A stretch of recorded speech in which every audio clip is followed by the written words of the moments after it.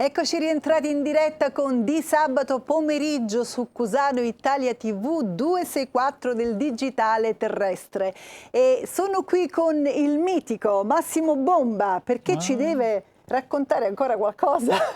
Beh, sì, abbiamo lasciato in sospeso perché sono arrivata mi hai dato una martellata esatto, e mi sono fermato. sulle mani. Sì, e stavamo facendo lo scoop dell'oroscopo di Vincenzo Bocciarelli, perché... E non mi spoilerare l'ospite, hai spoilerato l'ospite! Facciamogli un applauso a Massimo Bomba che ci ha spoilerato l'ospite! No, vabbè, scusa. Hai detto che dobbiamo fare gli scandali qui. Scusa, siccome abbiamo avuto una data di nascita reale, finalmente, adesso... Comunque, vabbè, torniamo all'astrologia. Vabbè, facciamo Soroscopo allora. Ecco, appunto. No.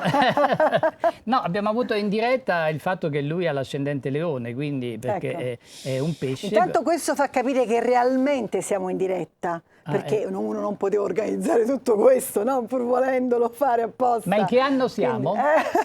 Mi pare che siamo nel 2023, mi pare. Ecco, perché sai, hai visto mai che ci sono dei giochi di così, abbiamo fatto Orwell.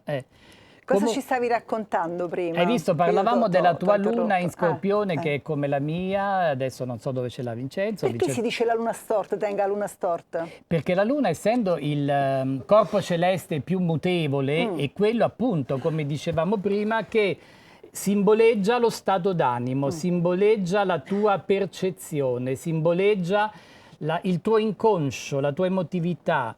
Quindi nasconde tutto quello che la razionalità non riesce a tenere sotto controllo. E quindi se abbiamo la luna storta significa che c'è qualcosa che non va. Non riusciamo a mettere a fuoco, a razionalizzare, ma sentiamo, senza capire perché, che c'è un pericolo, c'è qualcosa che non funziona, c'è un disagio.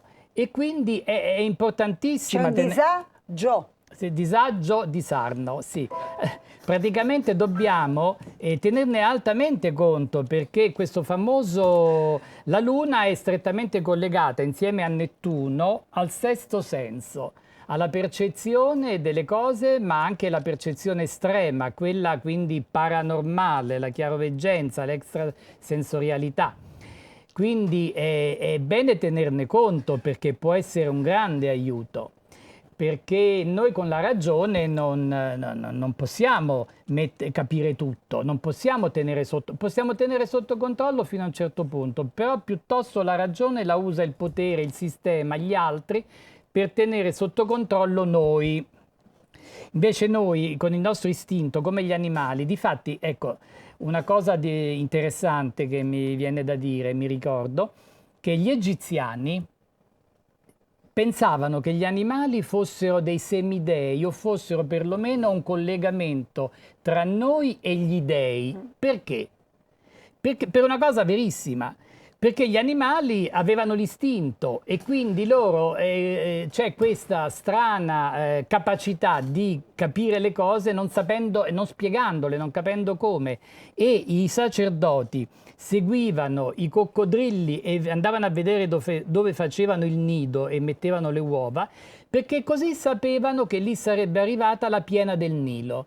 Tu pensa? Ma infatti quando c'è un terremoto, si sa, chi vive in campagna soprattutto lo sa, che gli animali incominciano, soprattutto i maiali, le galline, incominciano a nervosire, ma già tipo 20 minuti prima, non qualche secondo prima, molti minuti prima incominciano e difatti gli egiziani molto intelligentemente li ritenevano appunto un tramite tra noi e gli dei, perché avevano queste informazioni che non capiamo noi da dove le prendono. E il nostro istinto, poi beh, qui entriamo in discorsi estremamente complessi che non possiamo... perché ci vorrebbe molto tempo per svolgerli.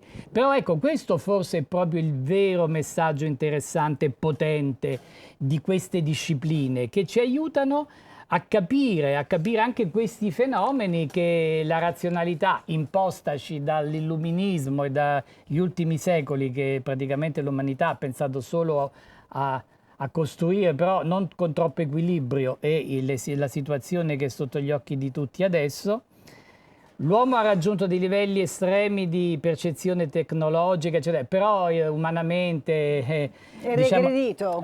Spiritualmente, purtroppo è regredito su questa spiritualmente battuta che non è proprio una battuta, però purtroppo è una tragica constatazione. Esatto, dico sempre che questo è un programma di intrattenimento e quindi io non voglio andare a affrontare i temi, ma veramente non riesco a capire come si possa nel 2023 fare una guerra, 2 guerre, 3 guerre, è impossibile pensare, proprio concepirlo. Però detto questo, Massimo, io ti ringrazio per essere stato con noi, ti auguro un buon fine settimana. Ok, e quindi tralasciamo il tuo oroscopo, quello di Vincenzo, ti lascio l'oroscopo di Vincenzo. Perché nella chiacchiera, tanto noi dopo dietro le quinte che dobbiamo fare, no? Glielo facciamo di nascosto. Esatto, va bene. Esatto, e passiamo la parola al nostro caro Mauro Russo per la sua rubrica Pittori a confronto e al suo ospite.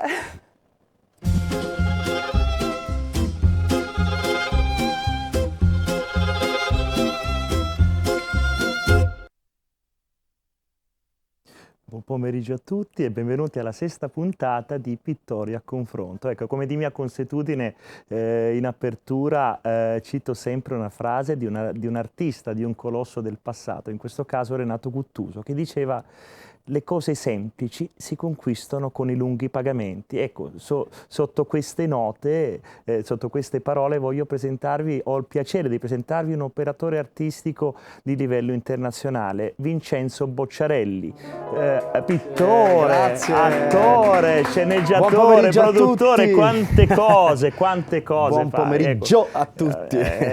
Grazie Vincenzo. Grazie maestro, grazie a tutto il per pubblico essere qui di questa bella giornata. Per me è occasione di poter parlare di tante cose che per me saranno sicuramente di grande nutrimento, perché tu parli di tante cose, non ti focalizzi solo su una scelta di vita.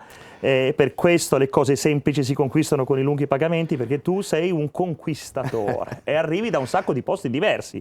Non si arriva mai, lo sai maestro, siamo sempre una sfida continua anche di immersione, di conoscenza, di perlustrazione di quelli che sono i vari angoli, talvolta oscuri dell'essere umano, e quindi grazie all'arte, l'arte serve proprio anche per mettere luce, puntare il riflettore su quelle parti meno conosciute, no? E quindi ti ringrazio di avermi invitato oggi, e anche la nostra Gio Di Sarno, mi sembra di essere in famiglia oggi, quindi quando si sta in famiglia ci si sente anche più rilassati nel potersi mettere a nudo, quindi grazie.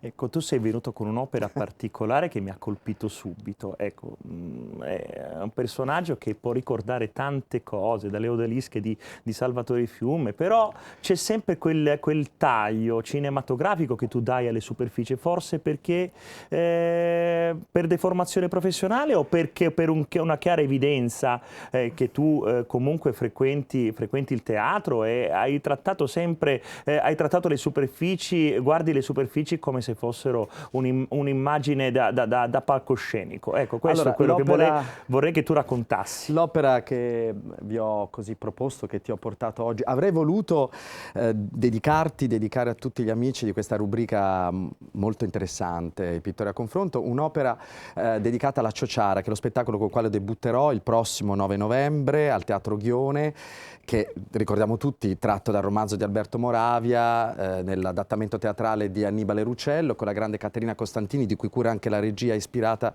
che va a ricostruire la regia che fu di Aldo Reggiani.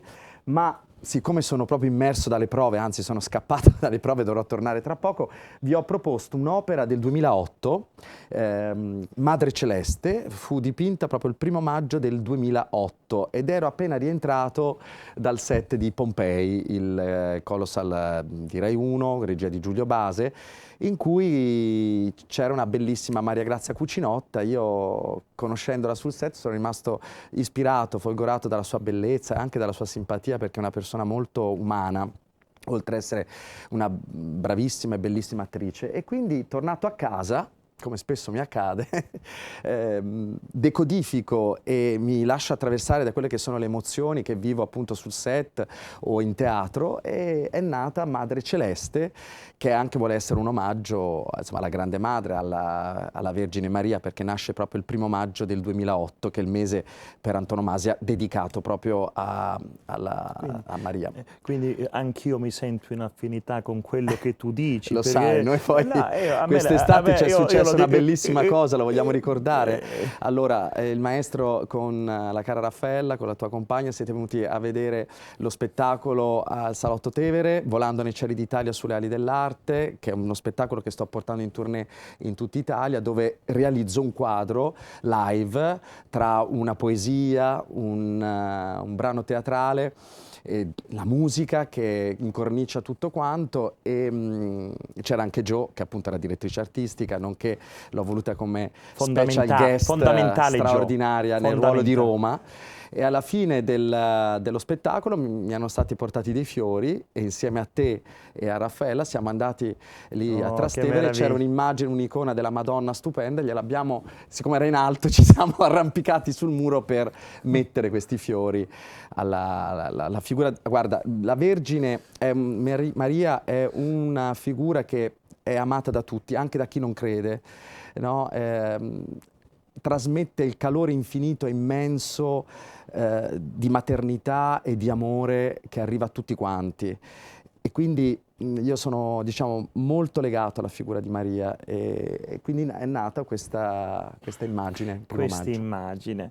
Ecco, tu ti sei avvicinato alla pittura, Vincenzo, tanto tempo fa in realtà, perché tu nasci a Mantova, quindi in Lombardia, sì, però arrivi a Siena, che non è una città qualsiasi. No, una città, uno scrigno d'arte una città che già camminare, passeggiare passeggiare per quella città è una lezione di storia dell'arte. Ecco, un museo a cielo aperto. Parlaci di quell'incontro con la pittura che hai potuto avere lì, perché io mi sento in affinità, volevo dire prima, col fatto che tu hai detto tornando a casa, questa è la chiave di tutto, tornando a casa, lo si sente dire in parecchi mezzi, su molti mezzi espressivi, perché il tornare a casa vuol dire ho fatto carburante di qualcosa e ho l'esigenza di esprimere, di dare, con qualsiasi mezzo espressivo. A me accade con un albero, con un limone, piuttosto che con un fiore. Quindi mi compiaccio del fatto che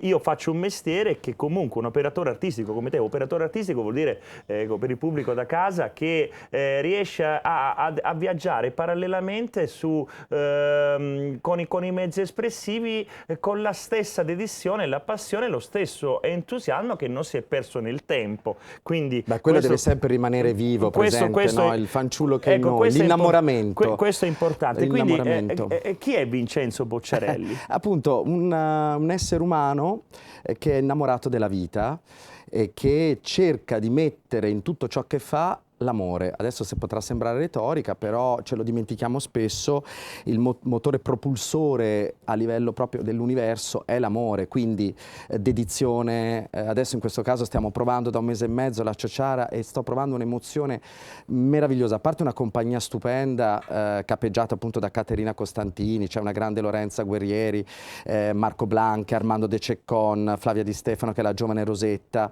ed è bellissimo tutti i giorni, anche faticoso, perché il teatro è fatica come la pittura, come tutto, cioè ci vuole un grande impegno e una grande, come dire, anche pazienza, perché il lavoro di cesellamento è un lavoro di imbastitura, di mettersi in discussione, di affidarsi anche al regista. In questo caso abbiamo una maestra regista straordinaria che non ce ne fa passare una, però senza questo tipo di severità e di rigore non si possono raggiungere determinati obiettivi. Si è molto rigidi nel lavoro che si fa. Ecco, la disciplina è fondamentale. Noi siamo in un'epoca in cui tutti pensano di poter far tutto, no?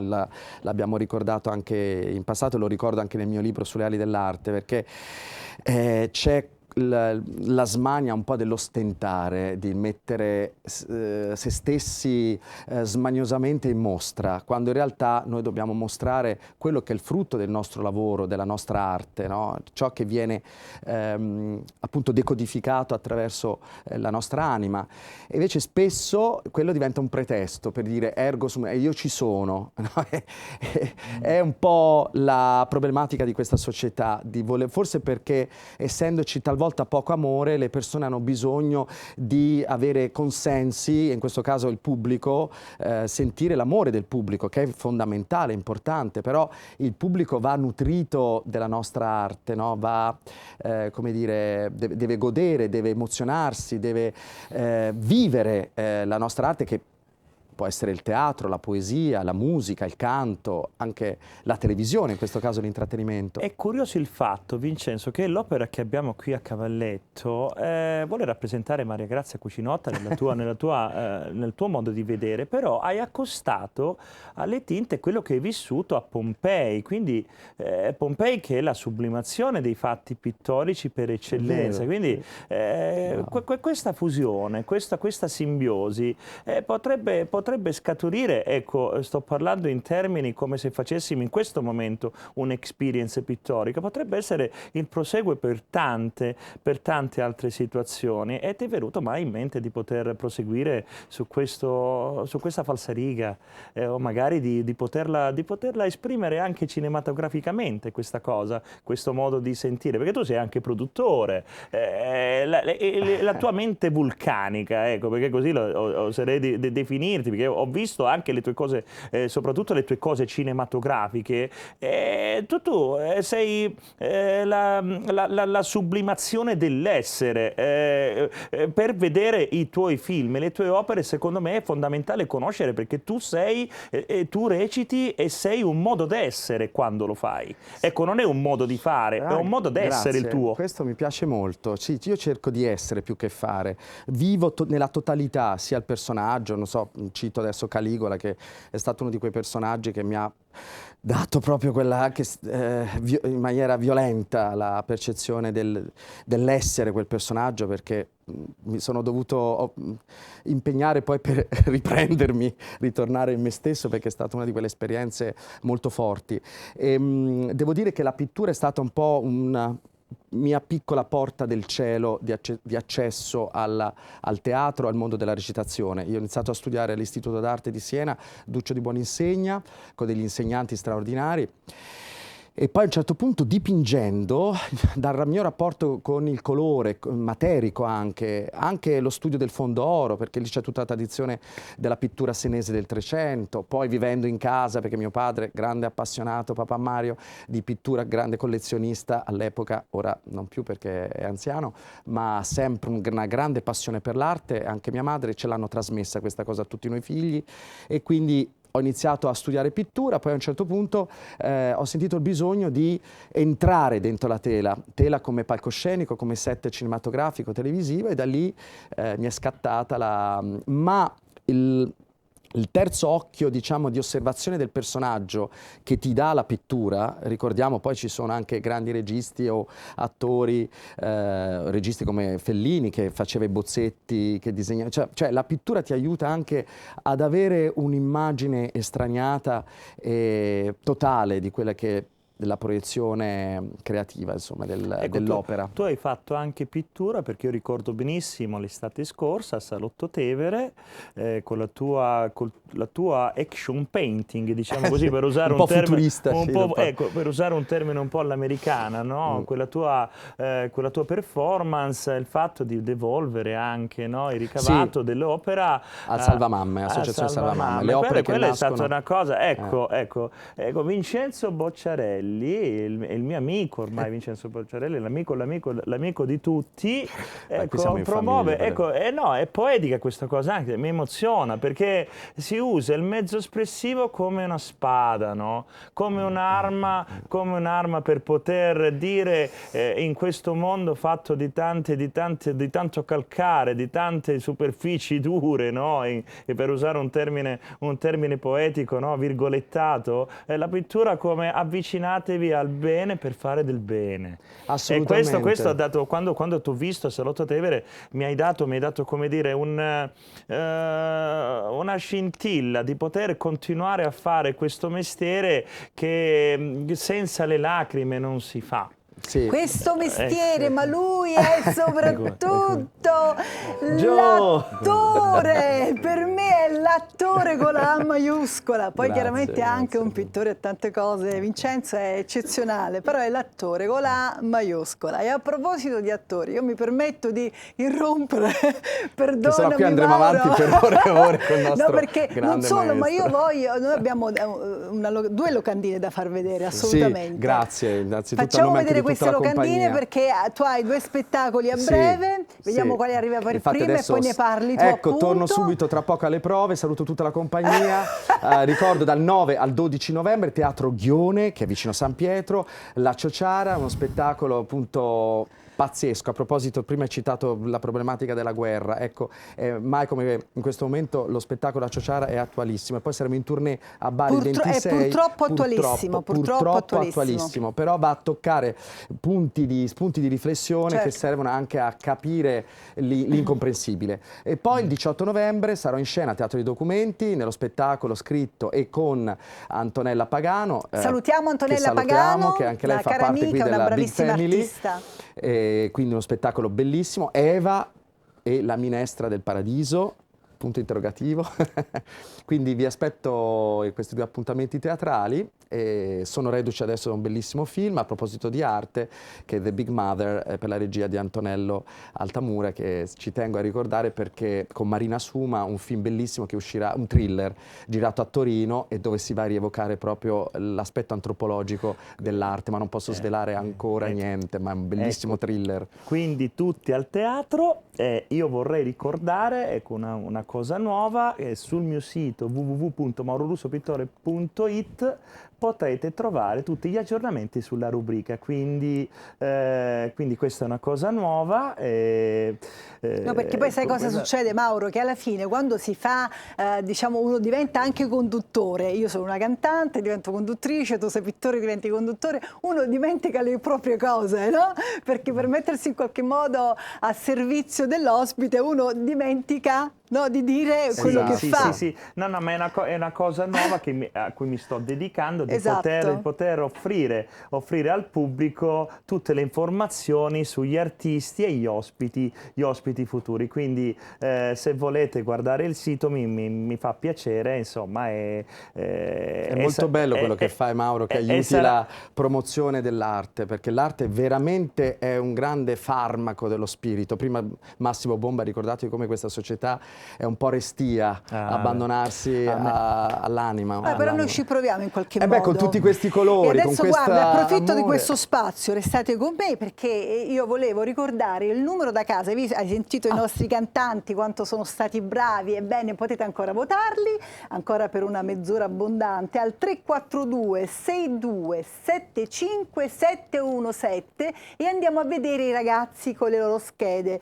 Quindi con il codice 01 Martina, con il codice 02 Imagination, con il codice 03 May e con il codice 04 Luca Virone. Vi ricordo ancora il numero 342 62 75 717. Vincenzo, te l'avranno chiesto tante volte, adesso te l'avrebbe chiesto Mauro, ma io mi permetto, perché io leggo nel pensiero, sto leggendo nel pensiero di Mauro, ti avrebbe voluto chiedere tra fare l'attore e fare il pittore, cosa preferisci? Gliel'avresti chiesto, Mauro? Guarda lui che mi hai rubato. A furia di frequentare Massimo Bomba stai diventando chiarovigente. È vero. Bella domanda, è come quando mi chiedono preferisci il cinema o il teatro. Lo so che è un po' una domanda stupida, perché alla fine magari nessuna delle due, però Quando nel momento in cui sono in fase creativa non esiste nient'altro. E quando sono ovviamente adesso in questo momento mi sento proprio attore e basta, perché sono full immersion con una media di 6 ore di prove al giorno, e il personaggio che interpreto, Michele, tra altre cose, che fu interpretato nel film da Jean-Paul Belmondo, che è il protagonista maschile dell'opera, ed è un personaggio che mi prende tantissimo, quindi in questo momento only actor. Quindi attore, sì dai, diciamo che comunque da quando ho 14 anni che recito, quindi sono quasi più anni passati su... Ma io la tua storia l'ho ripassata in tutte le salse. Lo so, infatti guarda, mi dispiace, non vorrei essere ripetitivo. No, ma sai che a casa magari c'è una persona che in questo momento ti vede per la prima volta, non credo, che comunque tra le fiction, i film e teatro, Vincenzo Bocciarelli, c'è poco da dire. Poi oggi, sai, dico sempre coi social, anche quando incontri qualcuno per la prima volta, piacere, vai e ti vai per curiosità a capire con chi hai a che fare. Non si scappa, magari non è proprio com'è, perché a volte no, in rete non è che c'è sempre la verità, però una linea guida. Purtroppo c'è anche la data di nascita, a proposito di Vincenzo. Ma sei un bimbo, sei!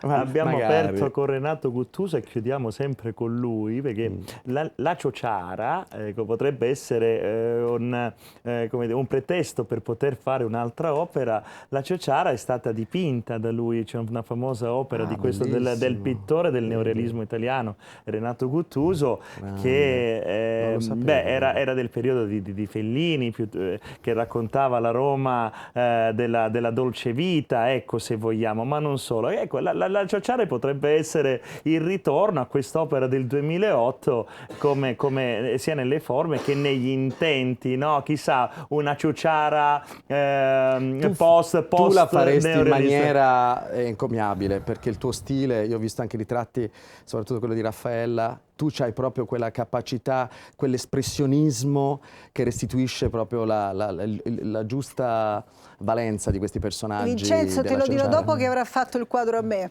Ah, stai aspettando il ritratto? No, ha detto che sì, dice che sta lavorando, sta creando, vediamo se è vero. Io sto qui così, che aspetto. Per Gio di Sarno ci vuole una tela grande, ma tanto grande. C'era una volta una Giovanna che faceva una pubblicità di un certo pennello, un grande pennello, e tu, per me ci vuole una grande tela, perché altrimenti non c'entra. Gio si addice proprio a essere dipinta. Dovremmo fare un contest, far partire, come dire, una grande tela per il suo grande cuore. C'è una bellissima canzone che dice: in un saccio pittà si sapesse pittasse bella bella. E con questo la vorresti cantare? Mauro, grazie vorrei, sempre. Scusa Gio, l'unica, perché mi sono dimenticato, vorrei citare che le musiche sono di Eugenio Tassitano, che è bravissimo, ha fatto delle musiche stupende, le scene e costumi di Gabriele Pianese, e la nostra coordinatrice della compagnia, che è Manuela Barzagli. Ci tengo l'aiuto regista Laura Mazzon, perché sai, è una grande famiglia ed è giusto. A parte che sulla locandina credo si siano visti, però hai fatto bene a ripeterli. Ci vediamo a teatro, grazie di cuore a voi per avermi ospitato, grazie Gio, grazie maestro. Grazie. Ciao a tutti. Tra poco.